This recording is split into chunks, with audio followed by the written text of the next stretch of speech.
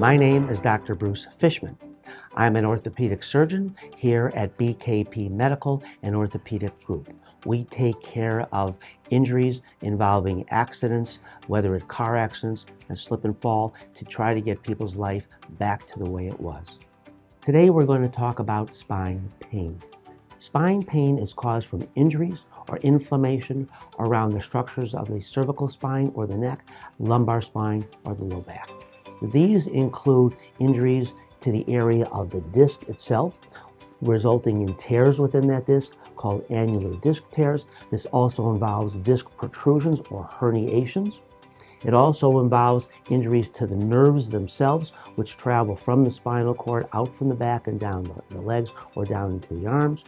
It also involves the posterior part or the back part of the spine, which are the actual joints. They're called facet joints. You get injuries to these facet joints, which cause pain. And the lower back, you can have injuries to the SI joint or sacroiliac joint, which can cause back pain and radiating lower extremity pain as well. We provide a multi-modality portion of treatments to each of these areas and treat each of them appropriately so that the patient can live a healthier, better, and more pain-free functional life.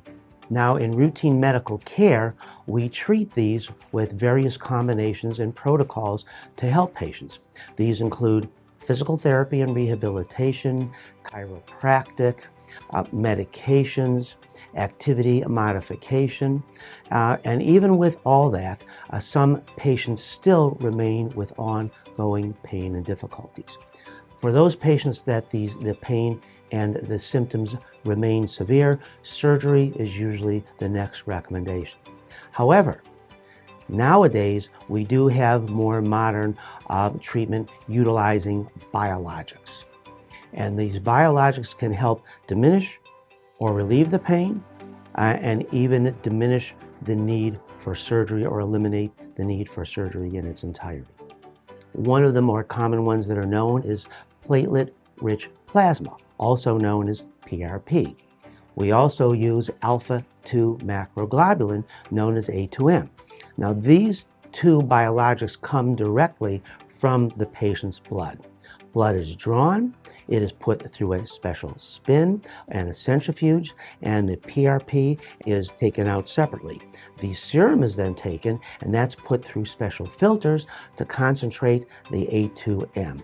Now, PRP, or platelets, these are very small parts of cells. In your bloodstream, you have white blood cells, red blood cells, and these platelets. The red blood cells carry your oxygen. The white blood cells fight your infections. It's the platelets that do the healing.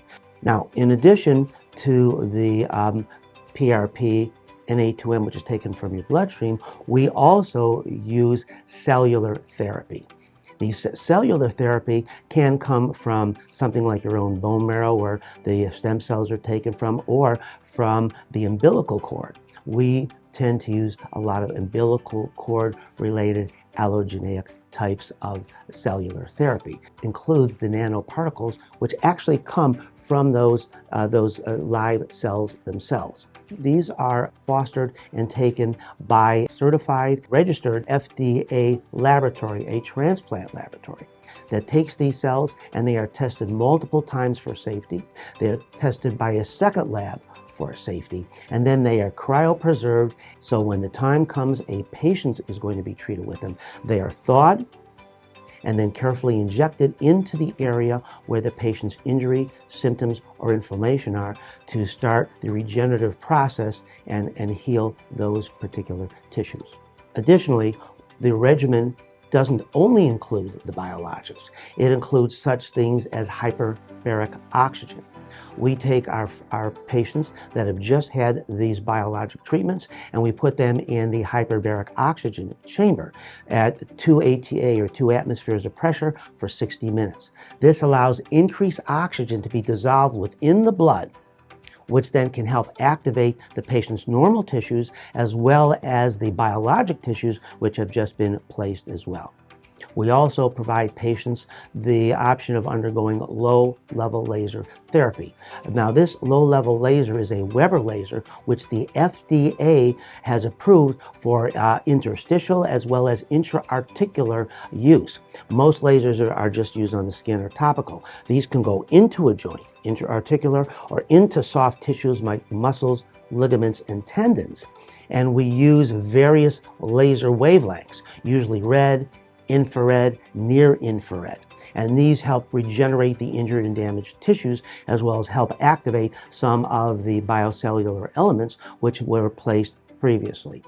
Chronic discogenic low back pain remains a common problem in the United States today, despite medical treatment, including physical therapy, medication, chiropractic, acupuncture, massage therapy, lumbar epidural injections, PRP injections. Many patients remain with chronic low back pain and disability. Some patients will be advised to undergo surgery. There is now an FDA-approved non-surgical procedure to treat chronic low back pain unresponsive to medical care. It is called the disc seal procedure. Here is a video explaining and describing the disc seal procedure. All herniated discs have tears, which leak, inflaming the nerves, causing low back and leg pain. Wear and tear and trauma cause disc tears, resulting in herniations, bulges, and degeneration. The discs leak their fluid, inflaming spinal nerves, causing low back and sciatic pain known as leaky disc syndrome. The tears allow the disc's inner gel, the nucleus pulposus, to leak out, causing inflammation affecting sensory nerves within the disc and outside, causing low back, hip, leg, and foot pain.